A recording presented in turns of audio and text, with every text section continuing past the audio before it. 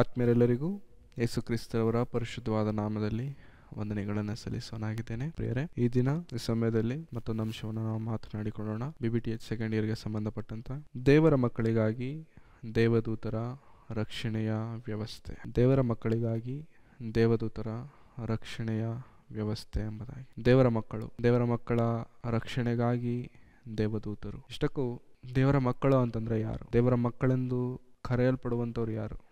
ಯಾಕಂದರೆ ಭೂಮಿಯ ಮೇಲಿರುವಂಥ ಪ್ರತಿ ಮನುಷ್ಯನೂ ದೇವರ ಮಕ್ಕಳೇ, ದೇವರಿಂದ ಬಂದಂಥವರೇ. ಆದಾಗ್ಯೂ ದೇವರು ತನಗಾಗಿ ಏರ್ಪಾಟು ಮಾಡಿಕೊಂಡಂಥವರು ಅಥವಾ ತನಗಾಗಿ ಪ್ರತ್ಯೇಕಿಸಿಕೊಂಡಂಥವರು ಬೇರೆ ಇದ್ದಾರೆ. ಅವರನ್ನು ಕುರಿತು, ದೇವರ ಮಕ್ಕಳನ್ನು ಕುರಿತು ಸತ್ಯವೇದದಲ್ಲಿರುವಂಥ ಒಂದು ಮಾತನ್ನು ನಾವು ನೋಡಿಕೊಳ್ಳೋಣ. ಯೋಹಾನನ ಬರೆದ ಸುವಾರ್ತೆ 1ನೇ ಅಧ್ಯಾಯ 13ನೇ ವಚನ. ಇವರು ರಕ್ತ ಸಂಬಂಧದಿಂದಾಗಲಿ ಕಾಮದಿಂದಾಗಲಿ ಪುರುಷ ಸಂಕಲ್ಪದಿಂದಾಗಲಿ ಹುಟ್ಟಿದವರಲ್ಲ, ದೇವರಿಂದಲೇ ಹುಟ್ಟಿದವರು. ಯಾರಿವರು ಅಂತಂದರೆ ದೇವರ ಮಕ್ಕಳು. ದೇವರ ಮಕ್ಕಳು ಹೇಗೆ ಜನಿಸಿದ್ದಾರೆ ಅಂತಂದರೆ ಪುರುಷ ಸಂಕಲ್ಪದಿಂದಲೋ ಅಥವಾ ಕಾಮುಕತ್ವದಿಂದಲೋ ಬೇರೆ ಬೇರೆ ರೀತಿಯಾಗಿ ಜನಿಸಲಿಲ್ಲವಂತೆ, ದೇವರಿಂದಲೇ ಹುಟ್ಟಿದವರು ದೇವರ ಮಕ್ಕಳು. ದೇವರಿಂದ ಹುಟ್ಟೋದೇನು? ದೇವರಿಂದ ಹುಟ್ಟುವುದು ಅಂತಂದ್ರೆ ಏನು? ರಕ್ತ ಸಂಬಂಧದಿಂದಾಗಲಿ ಅಂದರೆ ರಕ್ತ ಸಂಬಂಧದಿಂದ ಹುಟ್ಟಿದವರು ದೇವರ ಮಕ್ಕಳಲ್ವಾ ಅಂತಂದ್ರೆ ವಾಕ್ಯ ಹೇಳ್ತಿದೆ ಅಲ್ಲ. ಯಾರು ಮಕ್ಕಳು? ದೇವರ ಮಕ್ಕಳು ಯಾರು?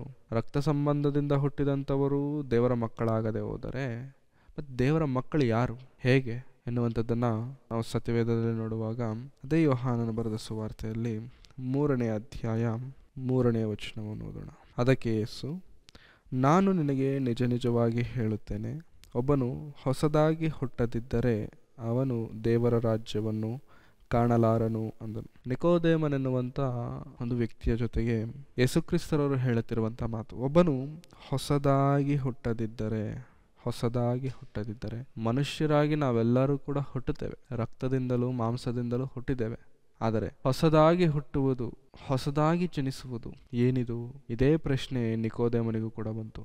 ಮುಂದಿನ ವಚನಗಳಲ್ಲಿ ಓದುವುದಾದರೆ, ನನಗೆ ವಯಸ್ಸಾಗಿದೆ, ಮುದುಕನಾಗಿದ್ದೇನೆ, ನಾನು ಮತ್ತೆ ತಾಯಿಯ ಗರ್ಭಕ್ಕೆ ಹೋಗಿ ಜನ್ಮಿಸುವುದು ಸಾಧ್ಯವೇ ಎಂಬುದಾಗಿ ಯೇಸುಸ್ವಾಮಿನ ಪ್ರಶ್ನೆ ಕೇಳಿದಾಗ, ಒಬ್ಬನು ನೀರಿನಿಂದಲೂ ಆತ್ಮನಿಂದಲೂ ಜನಿಸಬೇಕೆಂಬುದಾಗಿ. ನೀರಿನಿಂದಲೂ ಆತ್ಮನಿಂದಲೂ ಅಂತಂದ್ರೆ ದೀಕ್ಷಾ ಸ್ನಾನದ ಮೂಲಕವಾಗಿ ಜನಿಸಿದಂಥವರೇ ದೇವರ ಮಕ್ಕಳು. ಹಾಗಾಗಿ ದೇವರ ಮಕ್ಕಳು ಯಾರು ದೇವರ ಮಕ್ಕಳು? ದೇವರ ಮಕ್ಕಳೆಂದು ಕರೆಯಲ್ಪಡುತ್ತಿರುವಂಥವ್ರು ಯಾರು ಅಂತಂದ್ರೆ ರಕ್ಷಣೆಗೆ ಬಂದಂಥವರು, ದೀಕ್ಷಾ ಸ್ನಾನ ಪಡೆದಂಥವರು, ದೇವರನ್ನು ಅರಿತುಕೊಂಡಂಥ ಕ್ರೈಸ್ತರು. ಹಾಗಾಗಿ ಇಂಥವರಿಗೆ ಏನಂತೆ? ದೇವರ ಮಕ್ಕಳಿಗಾಗಿ ದೇವದೂತರ ರಕ್ಷಣೆಯ ವ್ಯವಸ್ಥೆ. ದೇವರ ಮಕ್ಕಳು ಯಾರು ಎನ್ನುವಂಥ ವಿಷಯ ನಮಗೆ ಗೊತ್ತಾಯ್ತು. ಮತ್ತೆ ರಕ್ಷಣೆಯ ವ್ಯವಸ್ಥೆ ಅಂತಂದ್ರೆ ರಕ್ಷಣೆ ಯಾರಿಗೆ ಬೇಕು ಹೇಳಿ? ರಕ್ಷಣೆ ಯಾರಿಗಿರುತ್ತೆ? ಅಧಿಕಾರವಿದ್ದವರಿಗೆ, ಐಶ್ವರ್ಯವಿದ್ದವರಿಗೆ ರಕ್ಷಣೆ. ನನಗೆ ರಕ್ಷಣೆ ಬೇಕು ಅಂತಂದ್ರೆ ಯಾರು ಕೊಡ್ತಾರೆ ನನಗೆ ರಕ್ಷಣೆ? ಯಾರೂ ಕೊಡಲ್ಲ. ಫಾರ್ ಎಕ್ಸಾಂಪಲ್, ನರೇಂದ್ರ ಮೋದಿ ಅವರಿದ್ದಾರೆ ನಮ್ಮ ದೇಶಕ್ಕೆ ಪ್ರಧಾನಮಂತ್ರಿ. ಅವರು ಹೋಗುವಂಥ ಜಾಗವಾಗಿರಲಿ, ಅವ್ರು ಎಲ್ಲಿಗೆ ಹೋಗಬೇಕಂತಂದ್ರೂ ಅವ್ರಿಗೆ ಸೆಕ್ಯೂರಿಟಿ ಅನ್ನೋದಿರುತ್ತೆ. ಅವ್ರ ಕಾರ್ ಇಳಿಯೋದಕ್ಕಿಂತ ಮೊದಲು, ಅವರ ಕಾರ್ ಡೋರ್ ತೆಗೆಯಬೇಕಂದ್ರೂ ಕೂಡ ತೆಗೆಯೋದಕ್ಕಿಂತ ಮೊದಲು ಅವ್ರಿಗೆ ಕನ್ಫರ್ಮೇಷನ್ ಬರಬೇಕು, ಯಾವುದೇ ರೀತಿಯಾದಂಥ ಪ್ರಾಬ್ಲಮ್ಸ್ ಇಲ್ಲಿಲ್ಲ ಎಂಬ ಕನ್ಫರ್ಮೇಷನ್ ಬಂದ ಮೇಲೇ ಡೋರ್ ತೆಗಿತಾರೆ. ಅವರು ನಡೆಯುವಾಗ ಅಥವಾ ಅವರು ಪ್ರಸಂಗ ಮಾಡುವಾಗ, ಈ ರೀತಿ ಪ್ರತಿ ಸಮಯದಲ್ಲೂ ಕೂಡ ಅವರಿಗೆ ಆದಂಥ ಕೆಲವು ವ್ಯವಸ್ಥೆ ಕೆಲಸ ಮಾಡ್ತಿರುತ್ತೆ ಅವರ ಹಿಂದೆ. ಅದನ್ನು ಸೆಕ್ಯೂರಿಟಿ ಅಂತಾರೆ. ಅವರು ಓಡಾಡುವಂಥ ಕಾರ್ ಆಗಿರಬಹುದು, ಅವರಿರುವಂಥ ಜಾಗವಾಗಿರ್ಬೋದು, ಪ್ರತಿಯೊಂದು ಪ್ರೊಟೆಕ್ಷನ್, ಭದ್ರತೆ. ಅವ್ರು ಓಡಾಡುವಂಥ ಕಾರ್ಗೆ ಇದ್ದಕ್ಕಿದ್ದಂಗೆ ಯಾರಾದರೂ ಬಂದು ಬುಲೆಟಿಂದ ಶೂಟ್ ಮಾಡಿದ್ರು ಕೂಡ ಏನಾಗಲ್ಲ. ಬಿಕಾಸ್ ಬುಲೆಟ್ ಪ್ರೂಫ್ ವೆಹಿಕಲ್ಸಲ್ಲಿ ಅವರು ಪ್ರಯಾಣ ಮಾಡ್ತಾರೆ. ಅವರಿಗೆ ಅಂಥೇಳಿ ಕಸ್ಟಮೈಸ್ಡ್ ಕಾರ್ಸ್ ಇರ್ತವೆ. ಅಂದರೆ ಅವರಿಗೆ ಹೇಗೆ ಬೇಕೋ, ಹೇಗೆ ಯಾವ ಲೆವೆಲ್ಗೆ ಅವ್ರಿಗೆ ಪ್ರೊಟೆಕ್ಷನ್ ಬೇಕೋ ಆ ಲೆವೆಲ್ಗೆ ಪ್ರೊಟೆಕ್ಷನ್ ಡೆವಲಪ್ ಮಾಡಿಕೊಳ್ಳುವಂಥ ಆ ಪರಿಸ್ಥಿತಿ, ಆ ಕಾರ್ಸ್ ಅವ್ರಿಗಿರುತ್ತೆ ರಕ್ಷಣೆಗಾಗಿ. ಇದು ನಮ್ಮ ದೇಶದಲ್ಲಿರುವಂಥ ನಮ್ಮ ಪ್ರಧಾನಿಯವರಿಗೆ. ಅಮೆರಿಕಾಗೆ ಹೋದರೆ ಅಮೆರಿಕಾದಲ್ಲಿ ಇರುವಂಥ ಟ್ರಂಪ್ ಪ್ರೊಟೆಕ್ಷನ್ ಇದಕ್ಕಿಂತ ಎಷ್ಟೋ ಪಟ್ಟು ಹೆಚ್ಚಾಗಿರುತ್ತೆ. ಯಾಕೆಂದರೆ ಅಮೆರಿಕಾ ಅನ್ನುವಂಥದ್ದು ದೊಡ್ಡ ದೇಶ, ಬಲವಾದ ದೇಶ. ಅಂತಹ ದೇಶದಲ್ಲಿ ಇರುವಂಥ ಆ ಪ್ರೆಸಿಡೆಂಟ್ ಅವರನ್ನು ನೋಡಿಕೊಳ್ಳುವಂಥ ವಿಧಾನ ಬಹಳ ಆಶ್ಚರ್ಯವಾಗಿರುತ್ತೆ. ಪ್ರೊಟೆಕ್ಷನ್ ಯಾರಿಗೆ ಅಂತಂದರೆ ಅಧಿಕಾರಿಗಳಿಗೆ, ಐಶ್ವರ್ಯವಂತರಿಗೆ, ಅವರಿಗೆ ಪ್ರೊಟೆಕ್ಷನ್. ಇವಾಗ ಅಂಬಾನಿ ಅವರಿದ್ದಾರೆ, ಮುಖೇಶ್ ಅಂಬಾನಿ, ಅವರ ಮನೆ ಇದೆ ಮುಂಬೈಯಲ್ಲಿ. ಯಾರಂದರೆ ಅವ್ರವ್ರ ಮನೆಗೆ ಹೋಗೋಕ್ಕಾಗತ್ತಾ? ಆಗಲ್ಲ. ಹೊರಗಡೆ ಸೆಕ್ಯೂರಿಟಿ ಗಾರ್ಡ್ಸ್ ಇರ್ತಾರೆ. ಅವರೆಲ್ಲಾದರೂ ಹೊರಗೆ ಹೋಗಬೇಕು ಅಂತಂದರೆ ಅವರ ಸುತ್ತಲೂ ಕೆಲವೊಬ್ಬರು ಸೆಕ್ಯೂರಿಟಿ ಗಾರ್ಡ್ಸ್ ಇರ್ತಾರೆ, ಪ್ರತಿಯೊಂದನ್ನು ಕೂಡ ನೋಡ್ಕೊಳ್ಳುವಂಥವರು. ಅಂದರೆ ಎಲ್ಲರಿಗೂ ಸಿಗಲ್ಲ ಈ ಪ್ರೊಟೆಕ್ಷನ್. ನನಗೂ ಬೇಕು ಅಂತ ಪ್ರೊಟೆಕ್ಷನ್ ಅಂತಂದರೆ ಹೂ ಆರ್ ಯು ಅಂತ ಕೇಳ್ತಾರೆ. ನೀನು ಅಧಿಕಾರಿನ, ನೀನು ಐಶ್ವರ್ಯವಂತನ, ಅಥವಾ ಮತ್ತೊಂದ ನೀನು ಏನು ಅಲ್ಲದೆ ಇರಬೇಕಾದ್ರೆ ಪ್ರೊಟೆಕ್ಷನ್ ಯಾಕೆ ಕೊಡಬೇಕು? ಹೌದಲ್ಲ, ನಿಜ. ಹಾಗಾಗಿ ರಕ್ಷಣೆಯ ವ್ಯವಸ್ಥೆ ಎಂಥವರಿಗೆ ಅಂತಂದರೆ ಅಧಿಕಾರವಿದ್ದವರಿಗೆ, ಗಣ್ಯರಿಗೆ ಮಾತ್ರ ರಕ್ಷಣೆಯ ವ್ಯವಸ್ಥೆ. ಎಲ್ಲರಿಗೂ ಅಲ್ಲ, ಎಲ್ಲರಿಗೂ ಕೊಡುವಂಥದ್ದಲ್ಲ ಈ ರಕ್ಷಣೆಯ ವ್ಯವಸ್ಥೆ. ಆದರೆ ದೇವರ ಮಕ್ಕಳಿಗಾಗಿ ದೇವದೂತರ ರಕ್ಷಣೆಯ ವ್ಯವಸ್ಥೆ ಅಂತಂದರೆ ಪ್ರಿಯರೇ, ದೇವದೂತರು ಯಾರು? ದೇವರ ಬಳಿಯಲ್ಲಿ ಕೊಂಡಾಡುತ್ತಿರುವಂಥವರು ಅಥವಾ ದೇವರನ್ನು ಆರಾಧಿಸುತ್ತಿರುವಂಥವರು, ಮನುಷ್ಯರಾಗಿರುವಂಥ ನಮಗೆ, ದೇವರ ಮಕ್ಕಳಾಗಿರುವಂಥ ನಮಗೆ ಸೇವೆ ಮಾಡುತ್ತಿರುವಂಥವರು ದೇವದೂತರು. ಅಂಥ ದೇವದೂತರನ್ನು ದೇವರು ಏನು ಮಾಡ್ತಿದ್ದಾರೆ ಅಂತಂದರೆ ರಕ್ಷಣೆಯ ವ್ಯವಸ್ಥೆಯಾಗಿ ನಿರ್ಮಾಣ ಮಾಡಿದಾರಂತೆ, ಏರ್ಪಾಟು ಮಾಡಿದ್ದಾರೆ. ಯಾರಿಗಾಗಿ? ದೇವರ ಮಕ್ಕಳಿಗಾಗಿ.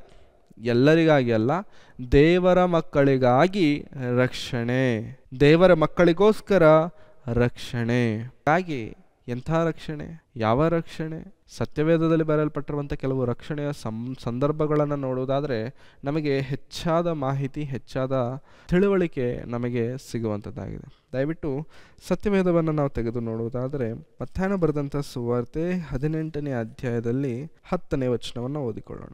ಈ ಚಿಕ್ಕವರಲ್ಲಿ ಒಬ್ಬನನ್ನಾದರೂ ತಾತ್ಸಾರ ಮಾಡಬಾರದು. ನೋಡಿರಿ, ಪರಲೋಕದಲ್ಲಿ ಅವರ ದೂತರು ಪರಲೋಕದಲ್ಲಿರುವ ನನ್ನ ತಂದೆಯ ಮುಖವನ್ನು ಯಾವಾಗಲೂ ನೋಡುತ್ತಲಿದ್ದಾರೆ ಎಂದು ನಿಮಗೆ ಹೇಳುತ್ತೇನೆ. ಅವರ ದೂತರು ಅಂತ ಬರ್ತಿದ್ದಾರೆ ನೋಡಿ, ಅವರ ದೂತರು, ಪರಲೋಕದಲ್ಲಿ ಅವರ ದೂತರು. ಯಾರ ದೂತರು? ಅವರ ದೂತರು. ಅಂದರೆ ದೇವರ ಮಕ್ಕಳಾಗಿರುವಂಥವರಿಗೆ ದೇವರು ದೂತರನ್ನು ಇಟ್ಟಿದ್ದಾರೆ.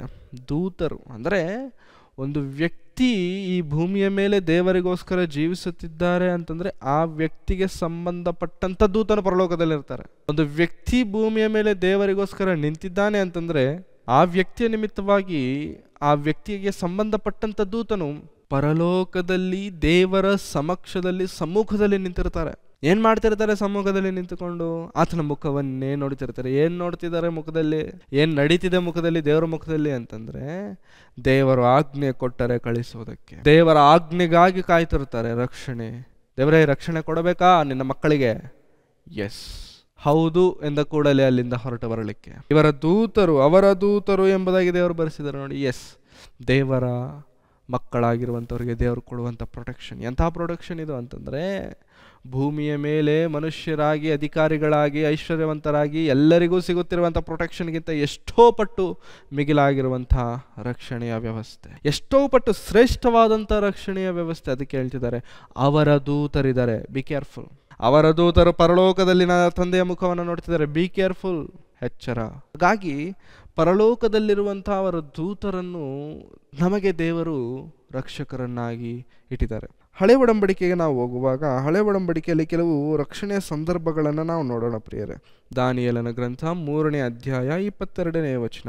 ಹೀಗಾಗಲು ರಾಜಾಜ್ಞೆಯು ಖಂಡಿತವಾಗಿದ್ದರಿಂದ, ಆವಿಗೆಯ ಕಾವು ಅತಿ ತೀಕ್ಷ್ಣವಾಗಿದ್ದದರಿಂದಲೂ ಅಗ್ನಿ ಜ್ವಾಲೆಯು ಶದ್ರಕ್, ಮೇಷಕ್, ಅಬೇದ್ನೆಗೋ ಎಂಬವರನ್ನು ಎತ್ತಿ ಹಾಕಿದವರನ್ನೇ ಸಂಹರಿಸಿತು. ಇವಾಗ ನಾವು ಮಾತನಾಡಿಕೊಳ್ಳುತ್ತಿರುವಂಥದ್ದು ಶದ್ರಕ್, ಮೇಷಕ್, ಅಬೇದ್ನೆಗೋ ಎಂಬವರನ್ನು ಕುರಿತು. ಇವರಿಗೆ ದೇವರು ಕೊಡುತ್ತಿರುವಂಥ ರಕ್ಷಣೆ ಎಂಥದ್ದು ಅಂತಂದರೆ, ನೆಬೂಕದ್ನೆಚ್ಚರನು ಒಂದು ವಿಗ್ರಹವನ್ನ ಮಾಡಿ, ಬಂಗಾರದ ಪ್ರತಿಮೆಯನ್ನ ಮಾಡಿ ಅದಕ್ಕೆ ಅಡ್ಡ ಬೀಳಬೇಕೆಂಬುದಾಗಿ ಸರ್ವ ಜನಾಂಗಕ್ಕೆ ಹೇಳಿದಾಗ ನಾವು ಅಡ್ಡ ಬೀಳುವುದಿಲ್ಲ ಎಂಬುದಾಗಿ ನಿಂತಂಥವರು ಮೂವರಿದ್ದಾರೆ. Shadrach, Meshach, Abednego. ಈ ಮೂವರನ್ನು ಕಂಡು ನೆಬೂಕದ್ನೆಚ್ಚರನಿಗೆ ಕೋಪ ಬಂದು ಸಿಟ್ಟುಗೊಂಡವನಾಗಿದ್ದು, ನಾನು ಕೊಟ್ಟಂಥ ಆಜ್ಞೆಯನ್ನು ನೀವು ತಿರಸ್ಕರಿಸುತ್ತೀರ ಎಂಬುದಾಗಿ ಕೋಪಗೊಂಡವನಾಗಿ ಅವರನ್ನು ದಗದಗನೆ ಉರಿಯುವ ಆವಿಗೆಯೊಳಗೆ ಅವರನ್ನು ಹಾಕಬೇಕೆಂಬುದಾಗಿ ಆಜ್ಞೆ ಕೊಟ್ಟ ತಕ್ಷಣ ಅದರೊಳಗೆ ಹಾಕೋದಕ್ಕೆ ಬಂದಂಥವರೇ ಸಂಹರಿಸಲ್ಪಟ್ಟಿದ್ದಾರೆ. ಅಷ್ಟು ಭಯಂಕರವಾಗಿ ಬೆಂಕಿ ಇದೆ, ಅಷ್ಟು ಭಯಂಕರವಾಗಿ ಅದರ ಉಷ್ಣೋಗ್ರತೆ ಇದೆ. ಅಂಥದ್ರಲ್ಲಿ ಶದ್ರಕ್, ಮೇಷಕ್, ಅಬೇದ್ನೆಗೋರನ್ನು ಹಾಕಿದಾರಂತೆ ನೋಡಿ ಪ್ರಿಯರು. ತೀಕ್ಷ್ಣವಾಗಿದ್ದದರಿಂದಲೂ ಅಗ್ನಿ ಜ್ವಾಲೆಯು ಶದ್ರಕ್, ಮೇಷಕ್, ಅಬೇದ್ನೆಗೋ ಎಂಬವರನ್ನು ಎತ್ತಿ ಹಾಕಿದವರನ್ನೇ ಸಂಹರಿಸಿತು. 23. ಶದ್ರಕ್, ಮೇಷಕ್, ಅಬೇದ್ನೆಗೋ ಈ ಮೂವರು ಕಟ್ಟಲ್ಪಟ್ಟವರಾಗಿ ದಗದಗನೆ ಉರಿಯುವ ಆವಿಗೆಯ ಮಧ್ಯದಲ್ಲಿ ಬಿದ್ದು ಬಿಟ್ಟರು. ಆಗ ರಾಜನಾದ ನೆಬೂಕದ್ನೆಚ್ಚರನು ಬೆಚ್ಚಿಬಿದ್ದು ತಟ್ಟನೆದ್ದು ತನ್ನ ಮಂತ್ರಿಗಳನ್ನು ಕಟ್ಟಿದ ಮೂವರನ್ನು ನಾವು ಬೆಂಕಿಯೊಳಗೆ ಹಾಕಿಸಲಿಲ್ಲವೋ ಎಂದು ಕೇಳಲು ಅವರು ರಾಜನಿಗೆ ಅರಸೇ, ಹೌದು, ಸತ್ಯ ಎಂದು ಉತ್ತರ ಕೊಟ್ಟರು. ಅದಕ್ಕೆ ಅವನು, ಇಗೋ, ಕಟ್ಟಿಲ್ಲದ 4 ನೋಡುತ್ತೇನೆ, ಬೆಂಕಿಯಲ್ಲಿ ತಿರುಗಾಡುತ್ತಿದ್ದಾರೆ, ಅವರಿಗೆ ಯಾವ ಹಾನಿಯೂ ಇಲ್ಲ. 4ನೇಯವನು ರೂಪವು ದೇವಕುಮಾರನ ರೂಪದಂತಿದೆ ಎಂದು ಹೇಳಿ ದಗದಗನೆ ಉರಿಯುವ ಆವಿಗೆಯ ಬಾಯಿಯ ಬಳಿಗೆ ಹೋಗಿ, ಪರಾತ್ಪರನ ದೇವರ ಸೇವಕರಾದ ಶದ್ರಕ್ ಮೇಷಕ್ ಅಬೇದ್ನೆಗೋರವರೇ, ಬನ್ನಿರಿ, ಹೊರಗೆ ಬನ್ನಿ ಎಂದು ಕೂಗಲು ಶದ್ರಕ್ ಮೇಷಕ್ ಅಬೇದ್ನೆಗೋ ಅವರನ್ನು ಬೆಂಕಿಯೊಳಗಿಂದ ಹೊರಟು ಬಂದರು. ಈ ಮೂವರನ್ನ ನೆಬೂಕದ್ನೆಚ್ಚರನು ಏನ್ ಮಾಡ್ತಿದ್ದಾನೆ ಅಂತಂದ್ರೆ ಬೆಂಕಿಯೊಳಗೆ ಹಾಕ್ತಿದ್ದಾನೆ. ಹೇಗಾಗ್ತಿದ್ದಾನೆ?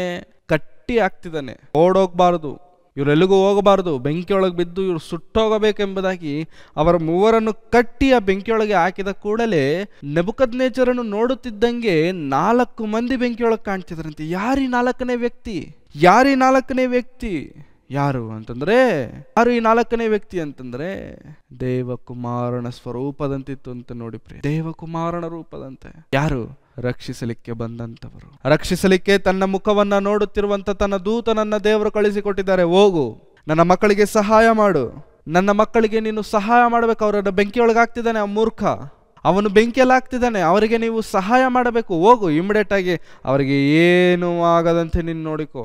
ನೋಡಿ, ಅವರು ಹೊರಗೆ ಬಂದ ಮೇಲೆ 27ನೇ ವಚನ, ಅಲ್ಲಿ ಕೂಡಿದ್ದ ಉಪರಾಜ ನಾಯಕ ದೇಶಾಧಿಪತಿ ಮಂತ್ರಿಗಳು ಅವರನ್ನು ನೋಡಿ, ಅವರ ಮೇಲೆ ಬೆಂಕಿಯ ಅಧಿಕಾರವು ನಡೆದಿಲ್ಲ, ಅವರ ತಲೆ ಕೂದಲು ಸುಟ್ಟಿಲ್ಲ, ಅವರ ಶಲ್ಯಗಳಿಗೆ ವಿಕಾರವಿಲ್ಲ, ಬೆಂಕಿಯ ವಾಸನೆಯೇ ಮುಟ್ಟಿಲ್ಲ ಎಂದು ತಿಳ್ಕೊಂಡರು. ಅವರ ಕೂದಲು ಸುಟ್ಟೋಗಿಲ್ವಂತೆ, ಅವರ ಹತ್ರ ಬೆಂಕಿಯ ವಾಸನೆನೇ ಇಲ್ಲ. ಸ್ವಲ್ಪ ಹೊತ್ತು ನಾವು ಹೊಳೆ ಹತ್ರ ಕೂತ್ಕೊಂಡ್ವಿ ಅಂತ ಅಂದ್ಕೊಳ್ಳಿ, ಹಳೆ ಕಾಲದಲ್ಲಿ ಇತ್ತಲ್ಲ ಕಟ್ಟಿಗೆಗಳಿಂದ ಮಾಡುವಂತ ಹೊಳೆಗಳು, ಅಲ್ಲಿ ಕೂತ್ಕೊಂಡು ಬಂದ್ವಿ ಅಂತ ಅಂದ್ಕೊಳ್ಳಿ, ಆ ಸ್ವಲ್ಪ ಹೊತ್ತಿಗೆ ನಮ್ಮ ಮೈಯೆಲ್ಲ ಕೂಡ ಅದರ ವಾಸನೆ ಬಂದ್ಬಿಡುತ್ತೆ, ಆ ಹೊಗೆಯ ವಾಸನೆ ಬರ್ತಿರುತ್ತೆ. ಆದ್ರೆ ದಗದಗನೆ ಉರಿಯುವಂತ ಆವಿಗೆಯೊಳಗೆ ಅಥವಾ ಬೆಂಕಿಯೊಳಗೆ ಶದ್ರಕ್ ಮೇಷಕ್ ಅಬೇದ್ನೆಗೋರನ್ನು ಹಾಕಿದ್ರೆ ಆ ವಾಸನೆ ಕೂಡ ಅವರಿಗೆ ಬಂದಿಲ್ವಂತೆ, ಕೂದಲು ಕೂಡ ಸುಡಲಿಲ್ಲ ಅಂತಂದ್ರೆ ಅರ್ಥ ಮಾಡ್ಕೊಳ್ಳಿ ಪ್ರಿಯರೇ, ದೇವರು ಎಷ್ಟು ಪ್ರತಿಷ್ಠವಾದಂಥ ಭದ್ರತೆಯನ್ನು ದೇವರು ಕೊಡ್ತಿದ್ದಾರೆ, ಎಷ್ಟು ಟೈಟ್ ಸೆಕ್ಯೂರಿಟಿ ದೇವರು ಕೊಡ್ತಿದ್ದಾರೆ. ನನ್ನ ಮಕ್ಕಳಿಗೆ ಏನು ಆಗಬಾರದು, ನನ್ನ ಪಕ್ಷದಲ್ಲಿ ನಿಂತಂತ ನನ್ನ ಮಕ್ಕಳಿಗೆ ಯಾವ ಹಾನಿಯೂ ತಲುಪದೇ ಇರುವಂತೆ ನಾನು ನೋಡ್ಕೊಳ್ತೇನೆ. ಅವ್ರಿಗೆ ಯಾವುದೇ ರೀತಿಯಂತ ಅಪಾಯ ಬರದಂತೆ, ಅವ್ರಿಗೆ ಯಾವುದೇ ರೀತಿಯಾದಂಥ ತೊಂದರೆಗಳು ಆಗದಂತೆ, ಅವ್ರಿಗೆ ಯಾವುದೇ ರೀತಿಯಂತ ಕಷ್ಟಗಳು ಬಾರದಂತೆ ನಾನು ಅವ್ರಿಗೆ ಪ್ರೊಟೆಕ್ಷನ್ ಆಗಿ ನಿಲ್ತೇನೆ. ನನ್ನ ದೂತರಿದ್ದಾರೆ, ಅವರ ಪಕ್ಷದಲ್ಲಿ ನಿಲ್ಲಿಸಿರುವಂತ ದೂತರಿದ್ದಾರೆ, ಅವರು ಹೋಗಬೇಕು, ಪ್ರೊಟೆಕ್ಷನ್ ಕೊಡಬೇಕು. ದೇವರ ಮಕ್ಕಳನ್ನು ದೇವರು ನೋಡಿಕೊಳ್ಳುತ್ತಿರುವಂತ ಪರಿಸ್ಥಿತಿ ನೋಡಿ ಪ್ರಿಯರೇ, ದೇವರ ಮಕ್ಕಳಿಗೆ ದೇವರು ಕೊಡ್ತಿರುವಂತ ಪ್ರೊಟೆಕ್ಷನ್ ನೋಡಿ ಯಾವ ಲೆವೆಲ್ಗಿದೆ ಅಂತಂದ್ರೆ, ನನ್ನ ಮಕ್ಕಳಿಗೆ ಯಾವುದೇ ರೀತಿಯಂತ ಹಾನಿ ಆಗದಂತೆ ನಾನು ನನ್ನ ಮಕ್ಕಳನ್ನ ಕಾಪಾಡ್ಕೊಳ್ತೇನೆ, ಪ್ರೊಟೆಕ್ಟ್ ಮಾಡ್ಕೊಳ್ತೇನೆ. ಮುಂದಿನ ಸಂದರ್ಭಗಳನ್ನ ನೋಡೋದಾದ್ರೆ ಅದೇ ರೀತಿಯಲ್ಲಿ ದಾನಿಯೇಲನನ್ನು ಹೋಗ್ಬಿಟ್ಟು ಸಿಂಹದ ಗವಿಯಲ್ಲಿ ಹಾಕ್ತಾರೆ ಪ್ರಿಯರೇ. ಸಿಂಹದ ಗವಿಯಲ್ಲಿ ಹಾಕಿದ ತಕ್ಷಣ ದಾನಿಯೇಲನು ಪ್ರಾರ್ಥಿಸುತ್ತಿದ್ದಾನಂತೆ, ಆದ್ರೆ ಸಿಂಹಗಳು ಒಂದು ಬಂದು ಮುಟ್ಲಿಲ್ಲ. ಒಂದೇ ಸಿಂಹವಾದರೂ ಬಂದು ದಾನಿಯೇಲನನ್ನ ಮುಟ್ಟಲಿಲ್ಲ. ಇದು ಪ್ರಿಯರೇ ದೇವರ ಮಕ್ಕಳಿಗೆ ದೇವದೂತರ ರಕ್ಷಣೆ ವ್ಯವಸ್ಥೆ, ದೇವರ ಮಕ್ಕಳನ್ನು ದೇವರು ಕಾಪಾಡುವಂತ ರೀತಿ, ದೇವರ ಮಕ್ಕಳನ್ನು ದೇವರು ರಕ್ಷಿಸುವಂತ ರೀತಿ. ರಕ್ಷಿಸಲ್ವ ದೇವರು? ರಕ್ಷಿಸ್ತಾರೆ. ಯಾಕೆಂತಂದ್ರೆ ನೀನ್ ನನ್ನ ನಾಮವನ್ನ ಪ್ರಕಟಿಸ್ತಿದ್ಯಾ, ನೀನ್ ನನಗೋಸ್ಕರ ನಿಂತಿದ್ಯಾ, ನನಗೋಸ್ಕರ ನೀನು ಬದುಕುತ್ತಿರುವುದರಿಂದ ನಾನು ನಿನಗೋಸ್ಕರ ನಿನ್ನನ್ನು ಕಾಪಾಡ್ತೇನೆ, ನಾನು ನಿನ್ನನ್ನು ಕಾಪಾಡ್ತೇನೆ, ನಾನು ನಿನ್ನನ್ನು ಮೇಲೆತ್ತುತ್ತೇನೆ, ನಾನು ನಿನ್ನ ಕೈ ಬಿಡುವುದಿಲ್ಲ, ನಿನಗೆ ರಕ್ಷಕನಾಗಿಯೂ ಸಹಾಯಕನಾಗಿಯೂ ನಾನಿರ್ತೇನೆ. You don't worry. ಬೇರೆ ದೇವರು ರಕ್ಷಿಸುತ್ತಿರುವಂತ ಆ ರೀತಿ ನೋಡಿ, ದೇವರು ರಕ್ಷಣೆ ಮಾಡುತ್ತಿರುವಂತಹ ವಿಧಾನವು ನೋಡಿ, ಎಷ್ಟು ಅದ್ಭುತವಾಗಿ ದೇವರು ರಕ್ಷಣೆ ಕೊಡ್ತಿದ್ದಾರೆ ಅಂತಂದ್ರೆ, ಆವಿಗೆಯೊಳಗೆ ಬಿದ್ದಾಗ್ಯೂ ಅವರ ದೇಹಕ್ಕಾಗಲಿ ಅವರ ಕೂದಲಿಗಾಗಲಿ ಯಾವುದೇ ಹಾನಿ ನಡೆಯದಂತೆ ಬಾರದಂತೆ ದೇವರು ತನ್ನ ಮಕ್ಕಳಾಗಿರುವಂತ ಶದ್ರಕ್ ಮೇಷಕ್ ಅಬೇದ್ನೆಗೋರವರನ್ನು ಕಾಪಾಡಿ. ದೇವರ ಮಕ್ಕಳವರು, ದೇವರಿಗೋಸ್ಕರ ನಿಂತವರವರು. ನಾವು ನಿಂತಿರ್ತೇವೆ ದೇವರಿಗೋಸ್ಕರ, ನಾವು ಬಲವಾಗಿ ನನ್ನ ದೇವರಿಗೋಸ್ಕರ ನಾನು ನಿಲ್ತೇನೆ, ನನ್ನ ದೇವರನ್ನು ಮಹಿಮೆ ಪಡಿಸೋದಕ್ಕೋಸ್ಕರ ನಾನು ನಿಲ್ತೇನೆ. ಈ ರೀತಿಯಾಗಿ ದೇವರಿಗೋಸ್ಕರ ನಿಂತವರಾಗಿ ನಾವಿದ್ದೇವ. ಒಂದು ವೇಳೆ ನೀವು ನಿಲ್ಲುವುದಾದರೆ, ಒಂದು ವೇಳೆ ದೇವರಿಗೋಸ್ಕರ, ದೇವರೇ ನಾನು ನಿನಗೋಸ್ಕರ ದೃಢವಾಗಿ ನಿಲ್ಲುತ್ತೇನೆ, ಬಲವಾಗಿ ನಿಲ್ಲುತ್ತೇನೆ, ನನ್ನನ್ನು ಬಲಪಡಿಸು ಎಂಬುದಾಗಿ ದೇವರಿಗೋಸ್ಕರ ಸಮರ್ಪಿಸಿಕೊಂಡವರಾಗಿ ನಿಲ್ಲುವುದಾದರೆ, ದೇವರು ನಮ್ಮನ್ನು ಉಪಯೋಗಿಸಿಕೊಳ್ಳುವ ರೀತಿ, ದೇವರು ನಮ್ಮನ್ನು ನಡೆಸುವಂತ ರೀತಿ, ರೀತಿ ದೇವರು ನಮಗೆ ಕೊಡುವಂತಹ ರಕ್ಷಣೆಯ ಆ ಭದ್ರತೆ ಯಾವ ಲೆವೆಲ್ಗೆ ದೇವರು ಕೊಡ್ತಿದ್ದಾರೆ ಅಂತಂದ್ರೆ, ನನಗೆ ಯಾವುದೇ ರೀತಿಯಂತಹ ಅಪಾಯವು ನನಗೆ ಸಂಭವಿಸುವುದಿಲ್ಲ, ಯಾವುದೇ ರೀತಿಯಾದಂತಹ ಅಪಾಯವು ನನಗೆ ಸಂಭವಿಸುವುದಿಲ್ಲ. ಬಿಕಾಸ್ ನೀನು ನಿಂತಿರುವಂತದ್ದು ದೇವರ ಪಕ್ಷದಲ್ಲಿ, ನೀನಿರುವಂತದ್ದು ದೇವರ ಪಕ್ಷದಲ್ಲಿ. ಅಂತ ದೇವರು ನಮ್ಮನ್ನೆಂದಿಗೂ ಕೈ ಬಿಡುವಾತನಲ್ಲ. ಇನ್ನು ಮತ್ತೊಂದು ಸಂದರ್ಭವನ್ನು ನಾವು ನೋಡುವುದಾದ್ರೆ ಪ್ರೇರೆ, 2ನೇ ಅರಸುಗಳು 6ನೇ ಅಧ್ಯಾಯ 15ನೇ ವಚನದಿಂದ ಬರೆಯಲ್ಪಟ್ಟಂತ ಸಂದರ್ಭ. ದೇವರ ಮನುಷ್ಯನ ಸೇವಕನು ಬೆಳಿಗ್ಗೆ ಎದ್ದು ಹೊರಗೆ ಹೋದಾಗ ರಥಾಶ್ವ ಸಹಿತವಾದ ಮಹಾಸೈನ್ಯವು ಬಂದು ಪಟ್ಟಣದ ಸುತ್ತಲೂ ನಿಂತಿರುವುದನ್ನು ಕಂಡು ತನ್ನ ಯಜಮಾನನಿಗೆ ಅಯ್ಯೋ ಸ್ವಾಮಿ, ಏನು ಮಾಡೋಣ ಎಂದನು. ಆಗ ಎಲೀಷನವನಿಗೆ, ಹೆದರಬೇಡ, ಅವರ ಕಡೆಯಲ್ಲಿರುವವರಿಗಿಂತಲೂ ನಮ್ಮ ಕಡೆಯಲ್ಲಿರುವವರು ಹೆಚ್ಚಿನವರಾಗಿದ್ದಾರೆ ಎಂದು ಹೇಳಿ. ಶತ್ರುಗಳು ಬಂದಿದ್ದಾರೆ, ಪಟ್ಟಣದ ಸುತ್ತಲೂ ನಿಂತಿದ್ದಾರೆ, ಆವರಿಸಿಕೊಂಡಿದ್ದಾರೆ, ಎಲೀಷನನ್ನ ಸುತ್ತಕೊಂಡ್ಬಿಟ್ಟಿದ್ದಾರೆ ಸಾಯಿಸಬೇಕೆಂಬುದಾಗಿ. ಬೆಳಿಗ್ಗೆ ಎದ್ದೇಳ್ತಿದ್ದಾನೆ, ಯಾರು? ಎಲೀಷನ ಶಿಷ್ಯನ ಎದ್ದು ಬಂದು ನೋಡ್ತಿದ್ದಾನೆ, ಸುತ್ತಲೂ ಸೈನ್ಯ, ಸುತ್ತಲೂ ಶತ್ರುಗಳು ನಿಂತಿದ್ದಾರೆ. ಭಯ ಆಗೋಯ್ತು, ಗಾಬರಿ ಪಟ್ಟ, ಏನ್ ನಡೀತಿದೆ ಸ್ವಾಮಿ, ಅಯ್ಯೋ ನಾವು ಸಿಗಾಕೊಂಡ್ಬಿಟ್ವಿ, ನಾವಿನ್ನ ಪ್ರಾಣ ಹೋಗತ್ತೆ ನಮಗಷ್ಟೇ. ಎಷ್ಟು ಮಂದಿ ಸೈನ್ಯವಿದ್ದಾರೆ ಗೊತ್ತಾ, ಎಷ್ಟು ಮಂದಿ ಸೈನ್ಯ ನಮ್ಮ ಸುತ್ತಲೂ ನಿಂತಿದ್ದಾರೆ ಗೊತ್ತಾ, ನಾವು ಮುಗಿದೋದ್ವಿ, ನಮ್ಮ ಚಾಪ್ಟರ್ ಕ್ಲೋಸ್ ಅಂತಂದಾಗ ಎಲೀಷನ್ ಬಂದು ಹೇಳ್ತಿದ್ದಾನೆ, ಯಾಕೆ ಕಿರಿಸ್ತಿದ್ಯಾ, ಯಾಕೆ ಗೋಳಾಡ್ತಿದ್ಯಾ? ಅಲ್ಲ ಸ್ವಾಮಿ, ನೋಡಿ ಎಷ್ಟು ಜನ ಸೈನ್ಯ ಬಂದಿದ್ದಾರೆ, ಎಷ್ಟು ಜನ ಶತ್ರುಗಳಿದ್ದಾರೆ ನೋಡಿ. ಅವರ ಬಳಿಯಲ್ಲಿರುವವರಿಗಿಂತ ನಮ್ಮ ಬಳಿಯಲ್ಲಿರುವವರು ಹೆಚ್ಚಿನ. ನಮ್ಮ ಬಳಿ ಯಾರಿದ್ದಾರೆ ಸ್ವಾಮಿ? ನಮ್ಮ ಬಳಿಯಲ್ಲಿ ಯಾರಿದ್ದಾರೆ? ಅಯ್ಯ, ನಮ್ಮ ಬಳಿಯಲ್ಲಿ ಯಾರಿದ್ದಾರೆ ಅಂತ ನೀವು ಮಾತಾಡ್ತಿದ್ದೀರಾ? ಯಾರಿದ್ದಾರೆ ನಮ್ಮ ಪಕ್ಷದಲ್ಲಿ ಬಂದು ಯುದ್ಧ ಮಾಡ್ಲಿಕ್ಕಿರುವಂತವ್ರು ಯಾರಿದ್ದಾರೆ ಅಂತಂದ್ರೆ, ಆಗ ಎಲೀಷನ ಪ್ರಾರ್ಥನೆ ನೋಡಿ ಪ್ರೇರೆ, 16ನೇ ವಚನ. ಹೆದರಬೇಡ, ಅವರ ಕಡೆಯಲ್ಲಿರುವವರಿಗಿಂತಲೂ ನಮ್ಮ ಕಡೆಯಲ್ಲಿರುವವರು ಹೆಚ್ಚಿನವರಾಗಿದ್ದಾರೆ ಎಂದು ಹೇಳಿ, ಯೆಹೋವನೇ ಇವನು ನೋಡುವಂತೆ ಇವನ ಕಣ್ಣುಗಳನ್ನು ತೆರೆ ಎಂದು ಪ್ರಾರ್ಥಿಸಲು ಯೆಹೋವನವನ ಕಣ್ಣುಗಳನ್ನು ತೆರೆದನು. ಆಗ ಎಲೀಷನ ರಕ್ಷಣೆಗಾಗಿ ಸುತ್ತನ ಗುಡ್ಡಗಳಲ್ಲಿ ಬಂದು ನಿಂತಿದ್ದ ಅಗ್ನಿಮಯವಾದ ರಥಾಶ್ವಗಳು ಆ ಸೇವಕನಿಗೆ ಕಂಡವು. ಏನ್ ಕಾಣಿಸ್ತಂತೆ ಪ್ರಿಯರೇ? ಎಲೀಷನ ರಕ್ಷಣೆಗಾಗಿ ನಿಂತ ರಥಾಶ್ವಗಳು ಸುತ್ತಲೂ ನಿಂತಿದ್ದಾವೆ. ಯಾರ ರಕ್ಷಣೆಗಾಗಿ? ಒಬ್ಬ ಎಲೀಷನ ರಕ್ಷಣೆಗಾಗಿ. ಯಾರು ಎಲೀಷನು? Who is this? ಯಾರೀತ? ಅಷ್ಟು ಗ್ರೇಟಾ? ಅಷ್ಟು ದೊಡ್ಡ ನಾಯಕನ? ಅಷ್ಟು ದೊಡ್ಡ ಪೊಲಿಟಿಷಿಯನ? ಅಷ್ಟು ದೊಡ್ಡ ಐಶ್ವರ್ಯವಂತನ ಅಂತಂದ್ರೆ, no, he is not. But ದೇವರ ಮಗನು, ದೇವರಿಗೋಸ್ಕರ ನಿಂತಂತ ದೇವರ ಮಗನು, ದೇವರ ಮಾತುಗಳನ್ನು ಪ್ರಕಟಿಸುತ್ತಿರುವಂತ ದೇವರ ಮಗನಾಗಿರುವುದರಿಂದ ದೇವರ ಮಕ್ಕಳಿಗೆ ದೇವರು ಕೊಡುತ್ತಿರುವಂತಹ ರಕ್ಷಣೆಯ ವ್ಯವಸ್ಥೆ ನೋಡಿ ಹೇಗಿದೆ, ಆ ರಕ್ಷಣೆಯ ಆ ಭದ್ರತೆ ಹೇಗಿದೆ ನೋಡಿ ಪ್ರಿಯರೇ. ಶತ್ರುಗಳು ಬಂದು ನಿಂತಿದ್ದರೂ ಕೂಡ ಎಲೀಷನಿಗೆ ಭಯವಿಲ್ಲ, ಶತ್ರುಗಳು ಬಂದು ನಿಂತಿದ್ದರೂ ಕೂಡ ಎಲೀಷನು ಹೆದರುತ್ತಿಲ್ಲ. ಕಾರಣವೇನಂತಂದ್ರೆ, ನನ್ನ ದೇವರು ನನ್ನ ಪಕ್ಷದಲ್ಲಿದ್ದಾರೆ, ನನ್ನ ದೇವರು ನನ್ನನ್ನು ಕಾಪಾಡ್ತಾರೆ, ನನ್ನ ದೇವರು ನನ್ನನ್ನು ಮೇಲೆತ್ತುತ್ತಾರೆ, ನನ್ನ ದೇವರು ನನ್ನ ಮುಂದಿದ್ದು ನನ್ನನ್ನು ನಡೆಸ್ತಾರೆ. ಇದು ಎಲೀಷನಿಗಿರುವಂತ ಧೈರ್ಯ. ಆದ್ರೆ ಎಲೀಷನ ಶಿಷ್ಯನಿಗೆ ಆ ಧೈರ್ಯ ಇರಲಿಲ್ಲ. ಎಲೀಷನ ಶಿಷ್ಯನು ಧೈರ್ಯಗೆಟ್ಟ, ಎಲೀಷನ ಶಿಷ್ಯನು ಸೋತೋದ. ಏನ್ ಮಾಡ್ಬೇಕು? ಅಯ್ಯೋ ಸ್ವಾಮಿ, ನಾವು ಸತ್ವಿ, ನಮ್ಮ ಪ್ರಾಣ ಹೋಯ್ತು, ಏನ್ ಮಾಡಬೇಕು ಅಂತಂದ್ರೆ, ಅವಾಗ ಎಲೀಷನು ಪ್ರಾರ್ಥಿಸ್ತಾನೆ, ಸ್ವಾಮಿ ಇವನಿಗೆ ಅರ್ಥ ಆಗ್ತಿಲ್ಲ, ಇವನಿಗೆ ಗೊತ್ತಾಗ್ತಿಲ್ಲ, ಇವನು ನೋಡುವಂತೆ ಇವನ ಕಣ್ಣುಗಳನ್ನು ತೆರೆ. ತುಂಬಾ ಸತಿ ನಮಗೂ ಕೂಡ ನಮ್ಮ ಜೀವನದಲ್ಲಿ ಏನ್ ನಡೀತಿದೆ ಅರ್ಥ ಆಗಲ್ಲ ಪ್ರಿಯರೇ, ಅರ್ಥ ಆಗೋದೇ ಇಲ್ಲ. ಏನ್ ನಡೀತಿದೆ, ಏನಾಗ್ತಿದೆ ಗೊತ್ತಾಗಲ್ಲ. ದೇವರನ್ನ ನಂಬಿದಂತವ್ರು ಧೈರ್ಯವಾಗಿರ್ತಾರೆ, ಏನಾದರೂ ಪರವಾಗಿಲ್ಲ, ದೇವ್ರು ನೋಡ್ಕೊತಾರೆ. ಎಲೀಷನ ಮನೆ ಸುತ್ತಲೂ ಶತ್ರುಗಳು ಬಂದು ನಿಂತಿರಬೇಕಾದ್ರೆ ಶತ್ರುಗಳನ್ನು ನೋಡಿ ಪ್ಯಾನಿಕ್ ಆಗಿಲ್ಲ ಎಲೀಷನು, ಹೆದರಿಲ್ಲ ಎಲೀಷನು, ಧೈರ್ಯವಾಗಿ ನಿಂತಿದ್ದಾನೆ. ಆ ಧೈರ್ಯಕ್ಕೆ ಕಾರಣ ಯಾರೋ ಗೊತ್ತಾ? ದೇವರು ಪ್ರಿಯರೇ. ಎಲ್ಲಿಂದ ಬಂತು ಎಲೀಷನ ಈ ಧೈರ್ಯ ಅಂತಂದ್ರೆ, ನಾನು ದೇವರಿಗೋಸ್ಕರ ನಿಂತಿರಬೇಕಾದ್ರೆ ದೇವರು ನನ್ನ ಪಕ್ಷದಲ್ಲಿ ನಿಲ್ತಾರೆ. ನಾನು ದೇವರ ವಾಕ್ಯವನ್ನ ಸಾರುತ್ತಿರಬೇಕಾದ್ರೆ ಆ ದೇವರು ನನಗೆ ಯಾವುದೇ ರೀತಿಯಂತ ಹಾನಿ ಆಗದಂತೆ ದೇವರನ್ನ ನಾನು ನೋಡ್ಕೊಳ್ತಾರೆ.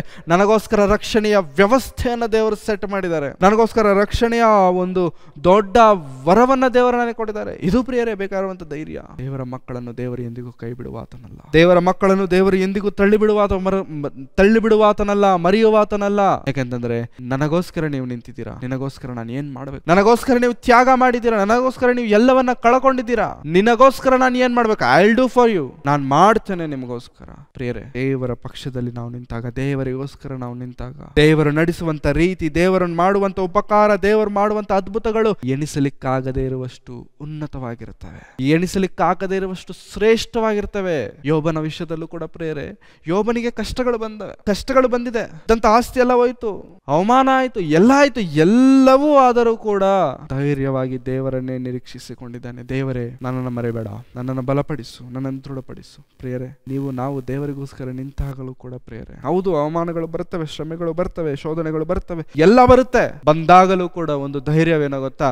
ನನ್ನ ದೇವರು ನನ್ನ ಪಕ್ಷದಲ್ಲಿದ್ದಾರೆ, ನನ್ನ ದೇವರು ನನ್ನ ಕೈ ಬಿಡೋದಿಲ್ಲ, ನನ್ನ ದೇವರು ನನಗೆ ಸಹಾಯಕನೆಂಬಂತ ಆ ದೃಢ ಸಂಕಲ್ಪ ನಮ್ಮಲ್ಲಿ ಬೆಳೆಯಬೇಕು. ಯೋಬನನ್ನು ನಿಲ್ಲಿಸಿರುವಂಥದ್ದು ಆ ಸಂಕಲ್ಪವೇ, ಯೋಬನನ್ನು ನಿಲ್ಲಿಸಿರುವಂಥದ್ದು ಆ ಧೈರ್ಯವೇ. ಸೈತಾನನಿಗೆ ದೇವರು ಹೇಳ್ತಿದ್ದಾರೆ, ನೀನ್ ಏನ್ ಬೇಕಾದ್ರೂ ಮಾಡು, ತನ್ನ ದೇಹಕ್ಕೆ ಏನ್ ಬೇಕಾದ್ರೂ ನೀನ್ ಮಾಡು, ಬಟ್ ಪ್ರಾಣವನ್ನ ಮುಟ್ಟಬಾರದು, ಅವನ ಪ್ರಾಣವನ್ನ ನೀನು ಮುಟ್ಟಬಾರದು. ಮುಟ್ಟದ ನಿನ್ನ ಕತೆ ಮುಗಿದೋಯ್ತು. ದೇವರು ನಮ್ಮ ಜೀವನದಲ್ಲಿ ಶ್ರಮೆಗಳನ್ನ ಕೊಡ್ತಾರೆ ಸರ್, ಕೊಡ್ತಾರೆ. ಮತ್ತೆ ಕೊಟ್ಟ ಮೇಲೆಯೂ ಕೂಡ ಹೇಗಾಗುತ್ತಾ ಅದಕ್ಕೆ ಬೇಕಾಗಿರುವಂಥ ವಿಮೋಚನೆ, ಬಿಡುಗಡೆಯನ್ನು ಕೂಡ ದೇವರು ದಯಪಾಲಿಸ್ತಾರೆ, ದೇವರು ಕೊಡ್ತಾರೆ ಪ್ರಿಯರೇ. ಹಾಗಾಗಿ ದೇವರ ಮಕ್ಕಳಿಗೆ ದೇವರು ಕೊಡ್ತಿರುವಂಥ ರಕ್ಷಣೆಯ ವ್ಯವಸ್ಥೆ, ಆ ಬೇಳಿ ನೋಡಿ ಪ್ರಿಯರೇ, ಎಷ್ಟು ಅದ್ಭುತವಾಗಿ ದೇವರು ಕೊಡ್ತಿದ್ದಾರೆ, ಎಷ್ಟು ಅದ್ಭುತವಾಗಿ. ಎಲೀಷನನ್ನ ಕಾಪಾಡಲಿಕ್ಕೆ ರಥಗಳು, ರಥಾಶ್ವಗಳ ಸಹಿತವಾದಂಥ ಆ ಸೈನ್ಯವನ್ನೇ ದೇವರು ನಿಲ್ಲಿಸಿದ್ದಾರೆ. ಯಾಕಂತಂದ್ರೆ ತನ್ನ ಮಕ್ಕಳನ್ನು ಯಾರು ಬಂದು ಮುಟ್ಟಬಾರದು. ವೇಳೆ ಮುಟ್ಟುತ್ತಿದ್ದಾರಾ, ಪರ್ಮಿಷನ್ ದೇವರೇ ಕೊಟ್ಟಿದ್ದಾರೆ. ಮುಟ್ಟಬೇಕಾ, ಪರ್ಮಿಷನ್ ದೇವರು. ಸೈತಾನನ ಹೋಗ್ಬಿಟ್ಟು ಯೋಬನನ್ನ ಮುಟ್ಟಬೇಕಾದ್ರೆ ಯಾರನ್ನ ಪರ್ಮಿಷನ್ ಕೇಳ್ತಿದ್ದೆ? ದೇವರನ್ನ. ಯಾಕಂತಂದ್ರೆ ಯೋಬನ ಸುತ್ತಲೂ ಬೇಳಿ ಹಾಕಿದಾನಂತೆ ದೇವರು. ಎಂಥ ಬೇಳಿ ಅದು? ರಕ್ಷಣೆಯ ಬೇಳಿ. ದಿನ ಪ್ರಿಯರೇ, ದೇವರಿಗೋಸ್ಕರ ನಾವು ನಿಂತಾಗಲೂ ಕೂಡ ದೇವರು ನಮಗೆ ಕೊಡುವಂತ ರಕ್ಷಣೆ ಎಂತದ್ದು ಗೊತ್ತಾ? No one can touch you. ಮುಟ್ಟಲಿಕ್ಕಾಗಲ್ಲ, ಅಷ್ಟು ದೊಡ್ಡ ರಕ್ಷಣೆಯನ್ನು ದೇವರು ನಮಗೆ ಕೊಡ್ತಾರೆ. ಕೀರ್ತನೆಗಳ ಗ್ರಂಥದಲ್ಲಿ 121ನೇ ಅಧ್ಯಾಯ 4ನೇ ವಚನದಿಂದ ಬರೆಯಲ್ಪಟ್ಟಂತ ಆ ವಾಕ್ಯದ ಭಾಗವನ್ನು ನಾವು ಓದೋಣ. ಇಗೋ, ಇಸ್ರಾಯೇಲ್ಯರನ್ನು ಕಾಯುವ ಆತನು ತೂಕಡಿಸುವುದಿಲ್ಲ, ನಿದ್ರಿಸುವುದಿಲ್ಲ. ನಿನ್ನನ್ನು ಕಾಯುವವನು ಯೆಹೋವನೇ, ನಿನ್ನ ಬಲಗಡೆಯಲ್ಲಿ ನೆರಳಿನಂತೆ ನಿಂತಿರುವ ಆತನು ಯೆಹೋವನೇ. ಹಗಲಲ್ಲಿ ಸೂರ್ಯನು, ಇರುಳಲ್ಲಿ ಚಂದ್ರನು ನಿನ್ನನ್ನು ಬಾಧಿಸುವುದಿಲ್ಲ. ಯೆಹೋವನು ನಿನ್ನನ್ನು ಎಲ್ಲಾ ಕೇಡಿನಿಂದ ತಪ್ಪಿಸುವನು, ನಿನ್ನ ಪ್ರಾಣವನ್ನು ಕಾಯುವನು. ನೀನು ಹೋಗುವಾಗಲೂ ಬರುವಾಗಲೂ ಇಂದಿನಿಂದ ಸದಾ ಕಾಲವು ಯೆಹೋವನು ನಿನ್ನನ್ನು ಕಾಪಾಡುವನು. ಇಸ್ರಾಯೇಲ್ಯರನ್ನು ಕಾಯುವಂತ ದೇವರು ಏನ್ ಮಾಡಲ್ವಂತೆ? ತೂಕಡಿಸುವುದಿಲ್ಲ, ನಿದ್ರಿಸುವುದಿಲ್ಲ. ಇಸ್ರಾಯೇಲ್ಯರನ್ನು ರಕ್ಷಿಸುವಂತ ದೇವರು ತೂಕಡಿಸುವುದಿಲ್ಲ, ನಿದ್ರಿಸುವುದಿಲ್ಲ. ಅಂದ್ರೆ ನನಗೆ ರಕ್ಷಣೆಯನ್ನ ಕೊಡುವಂತ ದೇವರು ಯಾವ ಲೆವೆಲ್ಗೆ, ಯಾವ ಮಟ್ಟಿಗೆ ನಮಗೆ ಭದ್ರತೆ ಕೊಡ್ತಿದ್ದಾರೆ ಅಂತಂದ್ರೆ ಪ್ರಿಯರೇ, ತೂಕಡಿಸುವುದಿಲ್ಲ. ನಿದ್ರಿಸೋದು ಬೇರೆ, ನಿದ್ರಿಸೋದು ಬಹಳ ದೂರವಾದಂತ ಸಂದರ್ಭ. ತೂಕಡಿಸುವುದಿಲ್ಲ ನಿನ್ನ ದೇವರು, ತೂಕಡಿಸುವುದಿಲ್ಲ ನಿನ್ನ ತಂದೆ, ತೂಕಡಿಸುವುದಿಲ್ಲ ನಿನ್ನ ರಕ್ಷಕನು, ನಿನ್ನ ವಿಮೋಚಕನು. ಕಾರಣವೇನು ಗೊತ್ತಾ? You should be safe. ನೀನು ರಕ್ಷಣೆಯಾಗಿರಬೇಕು, ನೀನು ದೇವರಿಗೋಸ್ಕರ ನಿಲ್ಲಬೇಕೆಂಬುದಾಗಿ. ದೇವರ ಮಕ್ಕಳೇ, ದೇವರು ನಮಗೆ ಕೊಡುತ್ತಿರುವಂತಹ ಪ್ರಾಧಾನ್ಯತೆ ಅದು ಬಹಳ ಶ್ರೇಷ್ಠವಾದದ್ದು, ಬಹಳ ಉನ್ನತವಾದದ್ದು. ಉನ್ನತವಾಗಿ ದೇವರು ನಮ್ಮನ್ನ ನೋಡ್ತಿದ್ದಾರೆ. ನಾವು ದೇವರಿಗೋಸ್ಕರ ಉನ್ನತವಾಗಿ ಬದುಕಬೇಕಾಗಿದೆ, ನಾವು ದೇವರಿಗೋಸ್ಕರ ಉನ್ನತವಾಗಿ ನಿಲ್ಲಬೇಕಾಗಿದೆ ಪ್ರೇರೆ. ತೂಕಡಿಸುವುದಿಲ್ಲ, ನಿದ್ರಿಸುವುದಿಲ್ಲ. ಯಾಕೆ? ನನ್ನ ಮಕ್ಕಳು ಯಾವ ಅಪಾಯ ಅವರಿಗೆ ಬರೋದಿಲ್ಲ, ಅವರ ಕಾಲು ಕಲ್ಲಿಗೆ ತಗಲದಂತೆ ನಾನು ಎತ್ತಿ ಕಾಪಾಡ್ತೇನೆ. ಕಾರಣ ನನಗೋಸ್ಕರ ನಿಂತಿದ್ದಾರೆ. ನಿಂತು ನೋಡಿ ದೇವರಿಗೋಸ್ಕರ, ಬದುಕಿ ನೋಡಿ ದೇವರಿಗೋಸ್ಕರ, ಮಾಡಿ ನೋಡಿ ದೇವರಿಗೋಸ್ಕರ, ಕೊಟ್ಟು ನೋಡಿ ದೇವರಿಗೋಸ್ಕರ.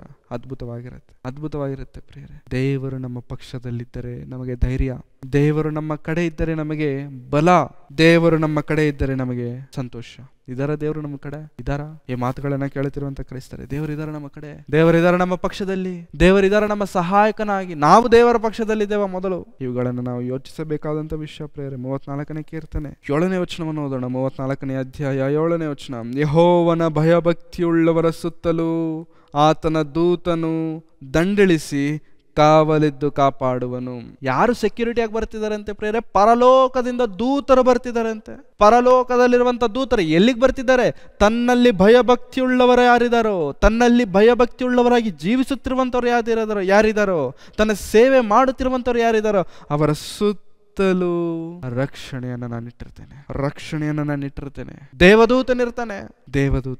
ದೇವದೂತರು ಪ್ರಿಯರೇ, ನಮಗೆ ಸೇವೆ ಮಾಡ್ಲಿಕ್ಕೆ ದೇವರು ಉಂಟು ಮಾಡಿದ್ದಾರೆ ಪ್ರಿಯರೇ. ನಮಗೆ ಸೇವೆ ಮಾಡ್ಲಿಕ್ಕೆ ಏನ್ ಸೇವೆ ಮಾಡ್ತಾರೆ ಸರ್ ಅವರು ಅಂತಂದ್ರೆ, ಸೇವೆ ಹೇಗೆ ಗೊತ್ತಾ? ನಿನ್ನ ಆಲೋಚನೆಗಳಿಗೆ ಮಿಗಿಲಾಗಿದ್ದಂತ ಸೇವೆ, ನಿನಗೆ ತಿಳಿಯದೇನೆ ನಿನಗೆ ರಕ್ಷಣೆಯನ್ನ ಕೊಡುತ್ತಿರುವಂತ ಸೇವೆ, ನಿನ್ನನ್ನು ಕಾಣದೇನೆ ನಿನಗೆ ರಕ್ಷಣೆಯನ್ನು ಕೊಡುತ್ತಿರುವಂತ ಸೇವೆ. ಕೊರೋನಾದಲ್ಲಿ ಅಷ್ಟು ಜನ ಹೋದ್ರು, ಅಷ್ಟು ಜನ ಏನೋ ನೊಣಗಳು ಬಿದ್ರು. ಇನ್ನು ಬದುಕಿದೀಯಾ? ಇನ್ನು ಈ ಮಾತುಗಳನ್ನ ಕೇಳ್ತಿದೀಯಾ? ಇನ್ನು ಈ ರಕ್ಷಣೆಯ ಮಾತುಗಳು ನನ್ನ ಕಿವಿಗೆ ಬೀಳ್ತಿದೆಯಾ? ಕಾರಣ ಏನೋ ಗೊತ್ತಾ? ದೇವರು ನಿನ್ನನ್ನು ಕಾಪಾಡಿದ್ದಾರೆ, ದೇವರು ನಿನಗೆ ಆ ರಕ್ಷಣೆಯನ್ನು ಕೊಟ್ಟಿದ್ದಾರೆ, ದೇವರು ನಿನಗೆ ಆ ಭದ್ರತಾ ಬೇಳಿಯನ್ನ ಹಾಕಿದ್ದಾರೆ.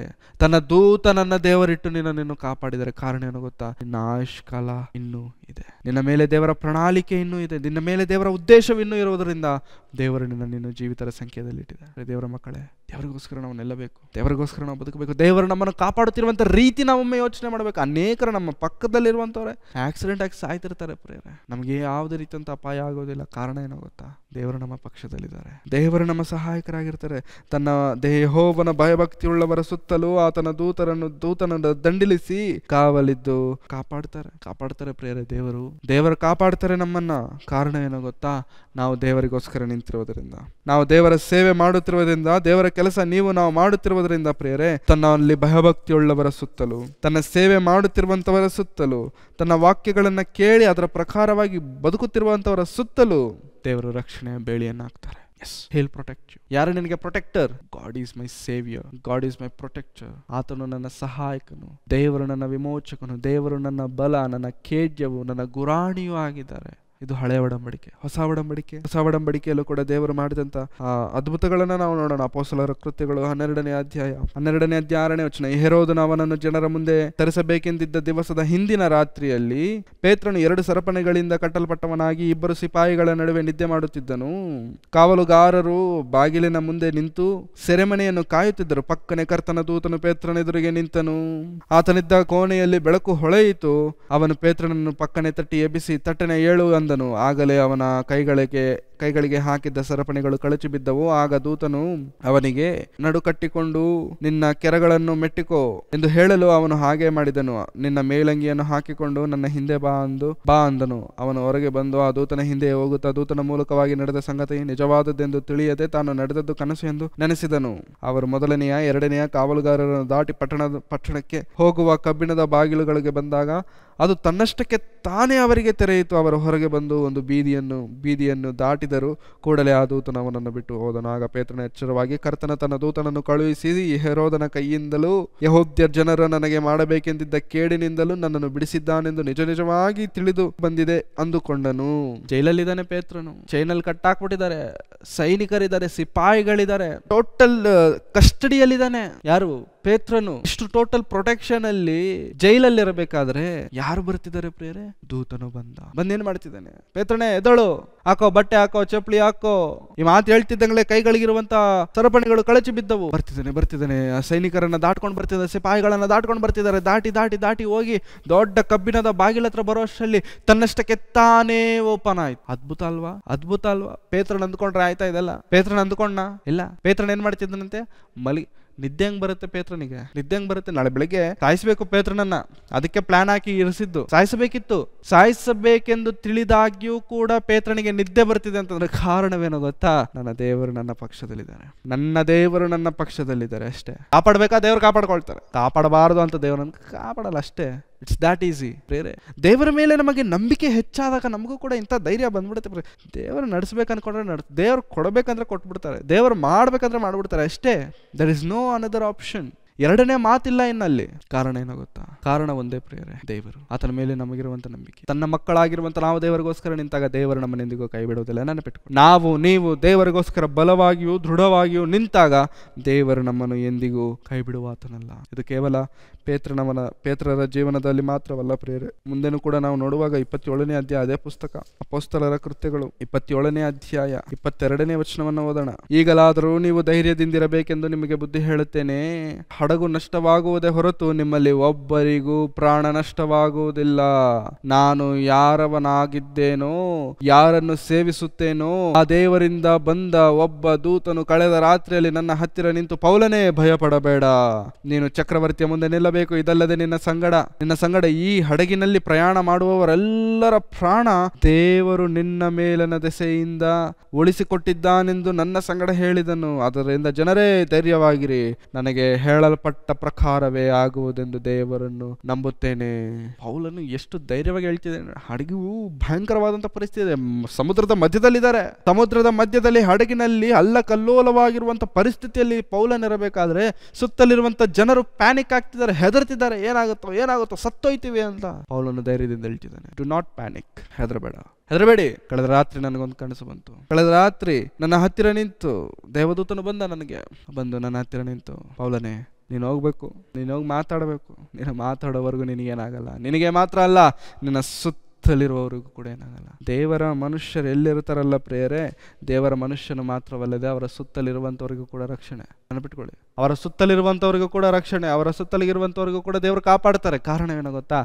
ದೇವರ ಮನುಷ್ಯನವರ ಮಧ್ಯದಲ್ಲಿರೋದ್ರಿಂದ ದೇವರು ಕಾಪಾಡ್ತಾರೆ. ಹಾಗಾಗಿ ಧೈರ್ಯ ಎನ್ನುವಂಥದ್ದು ಕೇವಲ ನಮಗೆ ಮಾತ್ರವಲ್ಲ ಪ್ರೇರಣೆ, ನಮ್ಮ ಸುತ್ತಲಿರುವಂಥವ್ರಿಗೂ ಕೂಡ ಅಂತಹ ಧೈರ್ಯವನ್ನ ತುಂಬುತ್ತೇವೆ ನಾವು. ಆ ಧೈರ್ಯ ಕೊಟ್ಟ ಆತನು ದೇವರೇ, ಆ ಬಲ ಕೊಟ್ಟ ಆತನು ದೇವರೇ. ಹಾಗಾಗಿ ದೇವರಿಗೋಸ್ಕರ ಬದುಕ್ತಿದ್ದೇವಾ? ದೇವರಿಗೋಸ್ಕರ ನಿಂತಿದ್ದೇವಾ? ದೇವರ ಕೆಲಸ ನಾವು ಮಾಡ್ತಿದ್ದೇವಾ? ಒಮ್ಮೆ ಈ ಮಾತುಗಳನ್ನು ನಾವು ಪರೀಕ್ಷಿಸಿಕೊಳ್ಳೋರಾಗಿರೋಣ. ಈ ಮಾತುಗಳಿಂದ ನಮ್ಮನ್ನು ನಾವು ಪರೀಕ್ಷಿಸಿಕೊಳ್ಳೋರಾಗಿರೋಣ. ದೇವರ ಮಕ್ಕಳ ರಕ್ಷಣೆಗಾಗಿ ದೇವದೂತರ ರಕ್ಷಣೆಯ ವ್ಯವಸ್ಥೆ. ಎಸ್, ದೇವರು ನಮ್ಮನ್ನು ಕಾಪಾಡುವುದಕ್ಕಾಗಿ ತನ್ನ ದೂತರನ್ನು, ಕೋಟಿ ದೂತರಾಗಿರುವಂಥ ತನ್ನ ದೂತರನ್ನು, ಸೇನೆಯನ್ನು ದೇವರು ಕಳಿಸ್ಕೊಡ್ತಾರೆ. ಬಿಕಾಸ್ ನನ್ನ ಮಕ್ಕಳನ್ನು ನೀವು ಕಾಪಾಡಬೇಕು. ನನ್ನ ಮಕ್ಕಳಿಗೆ ಯಾವುದೇ ರೀತಿಯ ಹಾನಿ ನಡೆಯಬಾರದು, ಬರಬಾರದು, ಆಗಬಾರದು. ಆಗದಂತೆ ನೀವು ಕಾಪಾಡಬೇಕು. ಅದು ಬೆಂಕಿಯೊಳಗೆ ಹಾಕಿದ್ರೂ ಕೂಡ ಏನಾಗಬಾರದು, ಸಿಂಹದ ಗವಿಯೊಳಗೆ ಹಾಕಿದರೂ ಕೂಡ ಏನಾಗಬಾರದು, ಅವರನ್ನು ಜೈಲಿಗೆ ಹಾಕಿದ್ರೂ ಕೂಡ ಏನೂ ಆಗಬಾರದು. ನನ್ನ ಮಕ್ಕಳವರು, ಅವರನ್ನು ಕಾಪಾಡೋದಕ್ಕೆ ನಾನು ನಿದ್ದೆ ಮಾಡ್ತಿಲ್ಲ ಗೊತ್ತು. ಅವರನ್ನು ಕಾಪಾಡೋದಕ್ಕೆ ನಾನು ಯಾವುದೇ ರೀತಿಯಾದಂಥ ಶ್ರಮೆ ನಾನು ಪಡ್ತಿದ್ದೇನೋ ನಿಮಗೆ ಗೊತ್ತು. ಅವರನ್ನು ಕಾಪಾಡಬೇಕು, ಅವ್ರನ್ನ ಕೈ ಬಿಡಬಾರದು, ಅವ್ರನ್ನ ಕಳ್ಕೊಳ್ಬಾರದು. ನಾನು ನನ್ನ ಪಕ್ಷದಲ್ಲಿ ನಿಂತಂಥವರು ಯಾರು? ಎಲ್ಲರೂ ನಿಲ್ಲಲ್ಲ ಪ್ರೇರೆ ದೇವರಿಗೋಸ್ಕರ. ಕೆಲವರೇ ಆ ಕೆಲವರಲ್ಲಿ ನೀವು ನಾವಿದ್ದೇವೆ. ದೇವರಿಗೋಸ್ಕರ ನಿಂತವರಾಗಿ ನೀವು ನಾವು ಅಂದ್ಕೊಂಡ್ರೆ ಸಾಕಾಗಲ್ಲ. ದೇವರು ಅಂದ್ಕೊಳ್ಬೇಕು, ಈತ ನನ್ನ ಪ್ರಿಯ ಕುಮಾರನು ನನಗೋಸ್ಕರ ನಿಂತಿದ್ದಾನೆ. ಪ್ರಿಯರೇ, ದೇವರ ಮಕ್ಕಳಿಗಾಗಿ ದೇವದೂತರ ರಕ್ಷಣೆ ವ್ಯವಸ್ಥೆ ಎಷ್ಟು ಅದ್ಭುತವಾಗಿದೆ ನೋಡಿ. ಇದು ಭೂಮಿಯ ಮೇಲೆ ಮನುಷ್ಯರಿಗೆ ಯಾವ ಮನುಷ್ಯನು ಕೊಡ್ಲಿಕ್ಕಾಗದೇ ಇರುವಂಥ ಅತ್ಯುನ್ನತವಾದಂಥ ರಕ್ಷಣೆಯ ವ್ಯವಸ್ಥೆ ದೇವರು ತನ್ನ ಮಕ್ಕಳಿಗೆ ಕೊಡ್ತಿದೆ. ಈವನ್ ಟ್ರಂಪ್ಗೂ ಕೂಡ ಇಂತಹ ವ್ಯವಸ್ಥೆ ಇರೋದಿಲ್ಲ. ದೇವರು ನಮಗೆ ಕೊಟ್ಟಿದ್ದಾರೆ. ಕಾರಣವೇನೋ ಗೊತ್ತಾ? ನೀನ್ ನನಗೋಸ್ಕರ ನಿಂತಿದೀಯಾ, ನಾನು ನಿನಗೋಸ್ಕರ ನಿಲ್ತೇನೆ. ಇದು ದೇವರಿಗೋಸ್ಕರ ನಾವು ನಿಲ್ಲೋಣ. ದೇವರ ಮಕ್ಕಳಾಗಿ ಲೋಕದಲ್ಲಿ ನಾವು ಜೀವಿಸೋಣ. ದೇವರು ಕೊಡುವಂತಹ ರಕ್ಷಣೆಯ ಆನಂದವನ್ನು ನಾವು ಅನುಭವಿಸಿ ದೇವರಿರುವಂತಹ ಮಹಾಲೋಕವನ್ನು ಸೇರೋಣ. ಕಣ್ಣುಗಳನ್ನು ಮುಚ್ಚಿ ತಲೆಗಳನ್ನು ಬಾಗಿಸಿ ಪ್ರಾರ್ಥನೆ. ಪ್ರೀತಿ ಸ್ವರೂಪನಾದ ತಂದೆ ಆದ ದೇವರೇ, ನಿಮ್ಮ ಪರಿಶುದ್ಧವಾದ ನಾಮಕ್ಕಾಗಿ ನಿಮಗೆ ವಂದನೆಗಳು ಸ್ವಾಮಿ. ಕರ್ತನೆ, ನಿಮ್ಮ ಮಾತುಗಳನ್ನು ಹೇಳಿದ್ದೇವೆ. ನಿಮ್ಮ ಮಕ್ಕಳಾದಂಥ ನಮ್ಮನ್ನು ನೀವು ಕಾಪಾಡುವಂಥ ರೀತಿಯನ್ನು, ವಿಧಾನವನ್ನು ನಾವು ಧ್ಯಾನಿಸಿದ್ದೇವೆ ಸ್ವಾಮಿ. ಕೇಳಿದ ಮಾತುಗಳನ್ನು ಬಿಟ್ಟು ಬಿಡದೆ ನಮ್ಮ ಹೃದಯಗಳಲ್ಲಿ ಇಟ್ಟುಕೊಂಡು ಸ್ವಾಮಿ ನಿಮಗೋಸ್ಕರ ನಿಲ್ಲುವಂತೆ, ನಿಮಗೋಸ್ಕರ ಬಲವಾಗಿಯೂ ದೃಢವಾಗಿ ಇರುವಂತೆ ಸಹಾಯ ಮಾಡಿ. ಹಳೆ ಒಡಂಬಡಿಕೆಯಲ್ಲೂ ಹೊಸ ಒಡಂಬಡಿಕೆಯಲ್ಲೂ ಅನೇಕ ಭಕ್ತರನ್ನು ನೀವು ಕಾಪಾಡಿದ್ದೀರ ಸ್ವಾಮಿ. ಕೇವಲ ನಿಮ್ಮಿಂದಲೇ ಸಾಧ್ಯ. ಅಂಥ ಉಪಕಾರವನ್ನು ನೀವು ಮಾಡೋದಕ್ಕಾಗಿ ನಿಮಗೆ ವಂದನೆ. ಅಂಥ ಉಪಕಾರಗಳನ್ನು ನಮ್ಮ ಜೀವನದಲ್ಲೂ ಕೂಡ ನೀವು ಮಾಡುತ್ತಾ ನಡೆಸುತ್ತಿರುವುದಕ್ಕಾಗಿ ನಿಮಗೆ ವಂದನೆಗಳು. ಇನ್ನು ಹೆಚ್ಚಾಗಿ ಬಲಪಡಿಸಿ, ಕೃಪೆ ತೋರಿಸಿ, ನಿಮ್ಮ ಸೇವೆಯಲ್ಲಿ ಉಪಯೋಗ ಪಡುವಂತೆ ನಮಗೆ ಕೃಪೆ ತೋರಿಸಿ ನಡೆಸಿ ಬಲಪಡಿಸಬೇಕೆಂಬುದಾಗಿ ಬೇಡಿಕೊಳ್ಳುತ್ತಾ ಯೇಸು ಕ್ರಿಸ್ತರವರ ಪರಿಶುದ್ಧವಾದ ನಾಮದಲ್ಲಿ ಪ್ರಾರ್ಥಿಸಿ ಬೇಡಿ ಹೊಂದಿದ್ದೇನೆ ತಂದೆಯಾದ ದೇವರೇ. Amen, amen, amen. Thank you very much. ಎಲ್ಲರಿಗೂ ವಂದನೆಗಳು.